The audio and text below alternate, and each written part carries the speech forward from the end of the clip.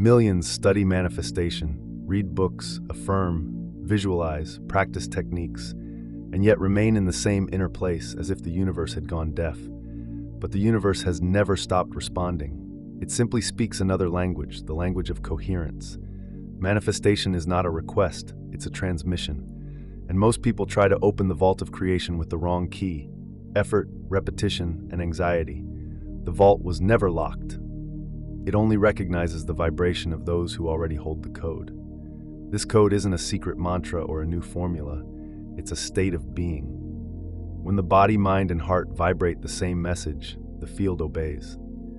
When there's contradiction, mental desire and physiological fear, verbal affirmation and energetic doubt, the field returns static. That's why more effort doesn't work. It's like shouting in a frequency the universe can't hear. It's not the volume of your voice that moves reality. It's the purity of your signal. The quantum field is precise as a mirror. It reflects what you sustain, not what you rehearse. You can repeat, "I trust," 1,000 times, but if your nervous system vibrates in vigilance, the reflection will be waiting, not arrival. That's why most people live the paradox of slow manifestation. It's not slowness, it's vibrational dissonance. Reality doesn't move slowly. It moves out of tune with what you haven't yet embodied. To manifest is, above all, to remember what you already are and to clear the noise that keeps that remembrance from becoming form. The good news is that the path is simple, and simplicity is the gateway to precision. When you anchor yourself in coherence, aligned breath, stable emotion, clear focus, the universe doesn't need to be convinced. It simply mirrors. The right technique is the one that returns you to the natural rhythm of your own field. No rush, no begging for energy, no spiritual performance. Because in the end, the truth is this: the vault was never locked. You just needed to stop trying to break it open and remember you've always had the key in your vibration. Most people try to open the field by force, more technique, more repetition, more effort, believing that intensity is the same as power. But in the vibrational universe, force is noise. The harder you push, the more the field reads absence. And absence doesn't create, it only replicates emptiness. The wrong key is always the attempt to convince the universe. You affirm, visualize, pray, but deep down you still doubt. That micro-doubt, almost imperceptible, is the noise that distorts the signal. The field doesn't hear what you say, it receives what you feel as truth. And if the body still vibrates in lack, the phrase "I have" becomes an echo of "not yet." What's missing isn't intensity, it's coherence. Coherence is when thought, emotion, and body tell the same story. When you think "I am worthy," feel relaxation, and your body believes it. In that instant, the key turns and the vault opens. No drama, no elaborate ritual, no magic. Bruce Lipton has shown that cells don't obey words, they obey emotional frequencies. Joe Dispenza reinforces, the body must experience the future before it materializes. If the body vibrates in fear while the mind repeats faith, you're sending opposite signals, and the field returns confusion. It's not punishment, it's precision. The right key was never doing more, it was being clearer. The cleaner the signal, the faster the reflection. That's why the real practice isn't to repeat, it's to stabilize. To enter the body, feel the state of what already is, and sustain that vibration until it becomes natural, because the universe doesn't respond to effort. It responds to familiarity. The universe has no humor, preferences, or judgments. It has precision. It doesn't punish or reward, it simply reflects. And that's why calling it a mirror is more accurate than calling it a creative force. It doesn't create for you, it replicates you. The mirror is flawless because it never lies. If the reflection shows scarcity, it's not the universe's failure. It's merely the signal you unconsciously transmitted. Frustration, delay, blockage are only vibrational messages returned with mathematical perfection.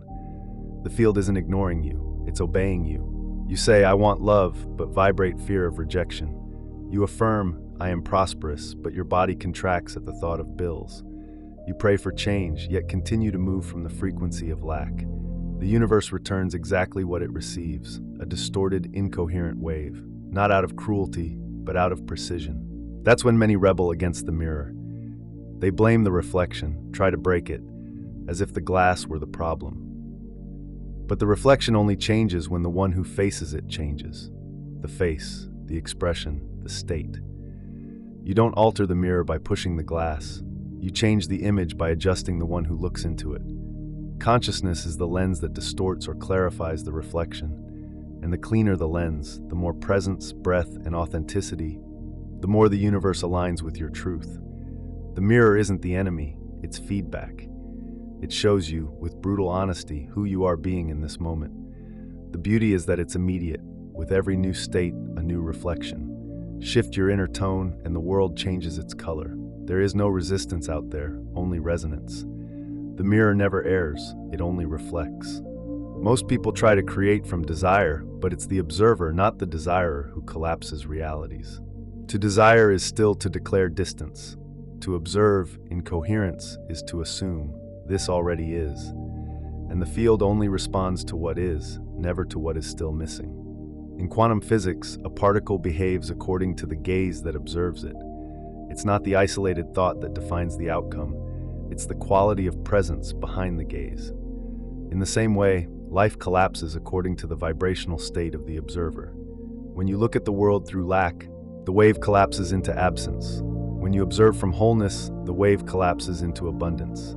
The observer is the portal between worlds. While desire tries to reach, the observer simply witnesses, and conscious witnessing reorganizes the field. It's the point where faith ceases to be waiting and becomes realization.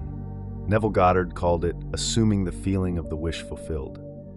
In practice, it's the moment when the body believes before it sees. Observation is more powerful than desire because desire shouts while observation vibrates. Desire comes from the mind that feels lack. Observation comes from the consciousness that recognizes what already exists. One is noise, the other is command. From the observer's state, everything simplifies. You stop asking for signs and begin to perceive them. You stop chasing the future and begin to live it now, within its corresponding frequency. The collapse doesn't happen when you want. It happens when you see with your whole body that it already is. The secret is to replace I want with I see. To see here is not to look with the eyes, but to feel with the field. It's to witness the desired reality as an inner fact before it exists outside. The universe merely completes the image. Physics has already proven it. Two particles that were once connected continue to influence each other, even when separated by light years. But this connection, entanglement, is not a guarantee of manifestation. It's merely the existence of a bridge, and a bridge, by itself, moves no one.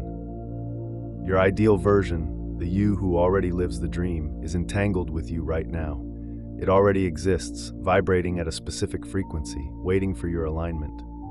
But if your current state vibrates in fear, hurry, or disbelief, the signal doesn't cross the bridge. The entanglement remains, yes, but the communication goes silent. The channel is open, yet inner noise blocks the transmission. That's why visualizing, wishing, or praying is not enough. The version you want to become doesn't need to be created. It needs to be accessed. And access doesn't happen through desire, but through resonance. You don't pull the future toward you. You tune in to the reality that already contains you. Imagine a radio station.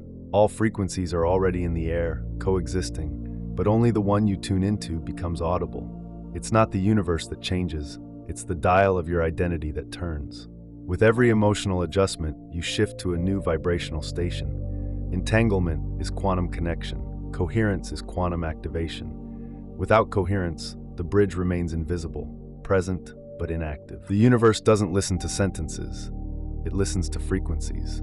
And when the body doesn't believe what the mouth is saying, the real vibration is contradiction. You can repeat, I am abundant 1,000 times, but if your chest is tight and your breath is shallow, what the field hears is, I am in lack. That's why manifestation often feels slow or unfair. There's no punishment, only biological coherence. The body transmits what it feels to be true, not what you're trying to convince it of. Bruce Lipton proved that the body's chemistry shifts according to its belief system. If the belief is fear, the body secretes threat hormones, and the field reads danger. If the belief is trust, the body releases dopamine and oxytocin, and the field reads safety. The vibration that creates is not mental, it's physiological. It is literally bioelectricity shaped as faith. That's why the right words in the wrong state are just noise. The mind says yes, but the body vibrates no, and the field, ever honest, reflects the strongest signal, the somatic one. Trying to repeat the new self without feeling the new self is like typing the wrong password harder. The effort increases, but access remains denied. True power doesn't lie in repetition, but in embodiment, in teaching the body to recognize the statement as familiar, not fantasy. Then and only then, words stop being commands and become confirmations. At that point, the field doesn't need persuasion, it simply responds. The secret is simple. Don't say what you want to believe. Breathe, feel, and speak what your body already knows to be true. That is the language the universe understands. Close your eyes for a moment, not to escape the world, but to remember that the world begins within. The body is the altar where the invisible becomes matter. And the ritual of embodiment is the moment when you stop desiring and begin transmitting. Straighten your spine. Feel the base of your body touching the ground. This is not a posture of meditation, it's a posture of presence. You are telling the field, I am here. Now inhale slowly and deeply through your nose. Allow the air to descend into your abdomen and then rise into your chest. Feel your body expand, and in your mind think, I live. Hold the breath for a brief instant, just long enough to feel life pulsing between your ribs.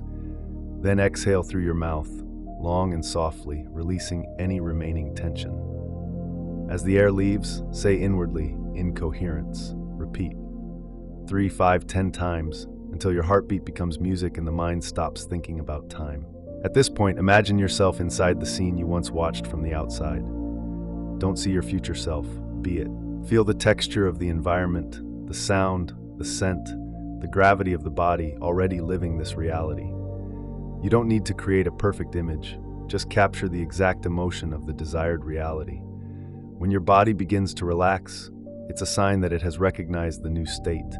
This is collapse in real time, the transition from concept to vibration. The field isn't waiting for your words, it's measuring the stability of your signal. And the more natural this state becomes, the more it repeats until it solidifies as your baseline frequency. This isn't an exercise in imagination, it's a shift in identity. You're not practicing a new self, you're returning to it. And when the body understands that, the entire universe reconfigures itself to follow. The greatest illusion in manifestation is time.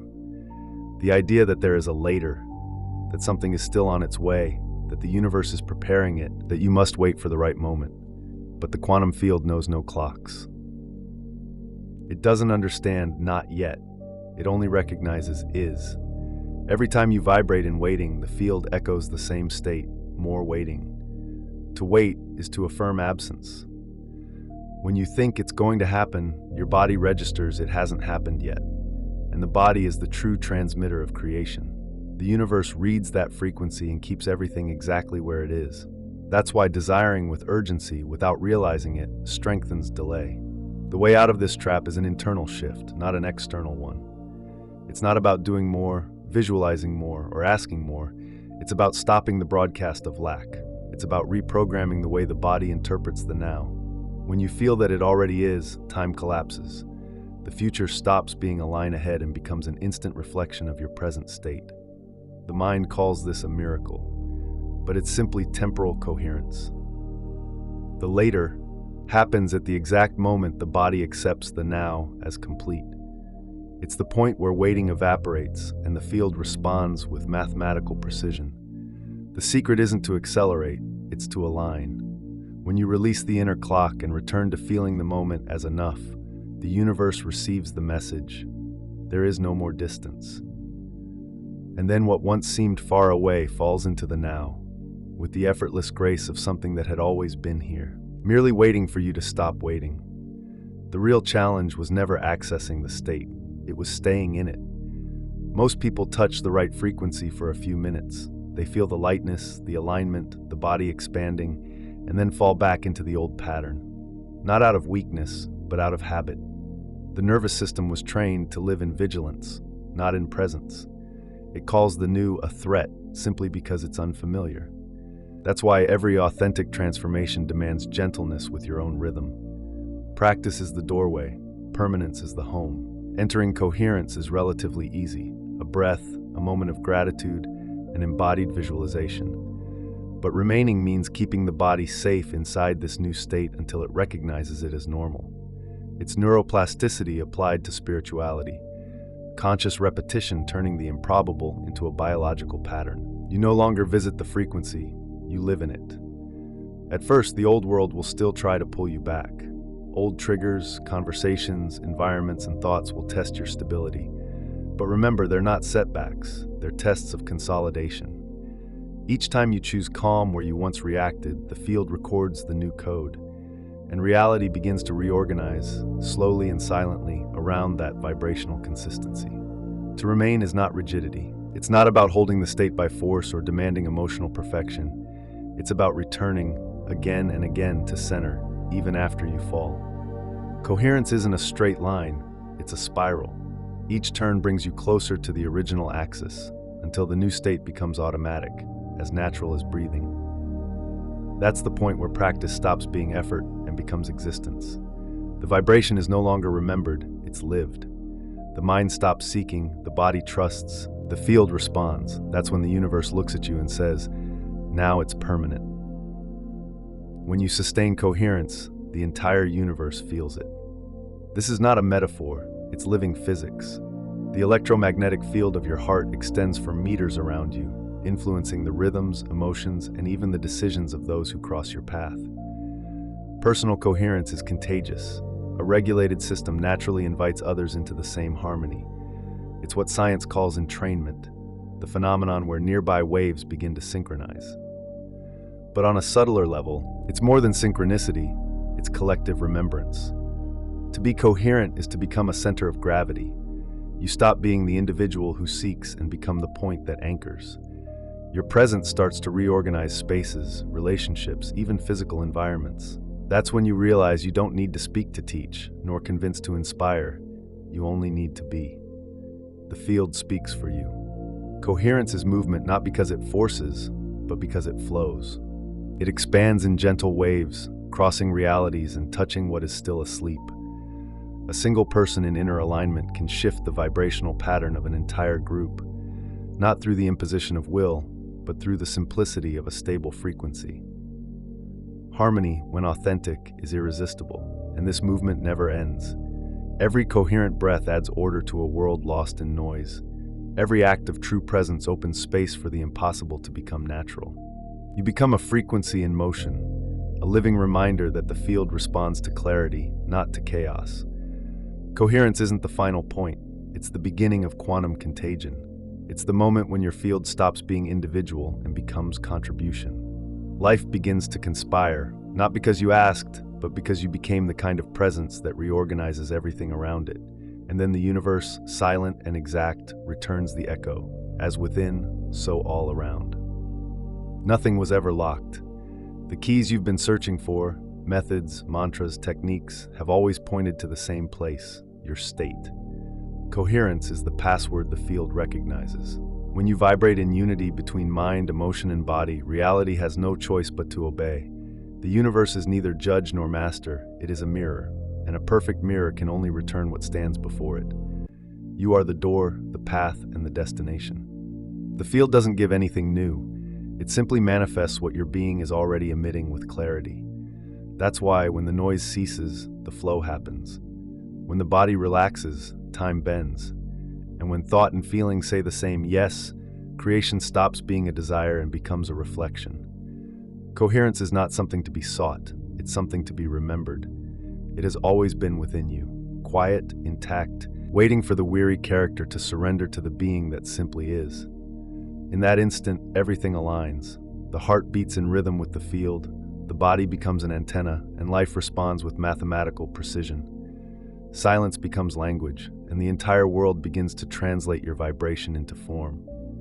There's nothing left to conquer, only to maintain the rhythm, gentle, steady, lucid. You no longer open doors, you dissolve them, because the field bends before the one who has become the door itself.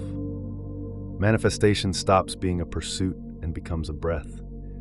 And the universe, now recognizing your signature, simply confirms the obvious. You never needed to enter, because you have always been the within.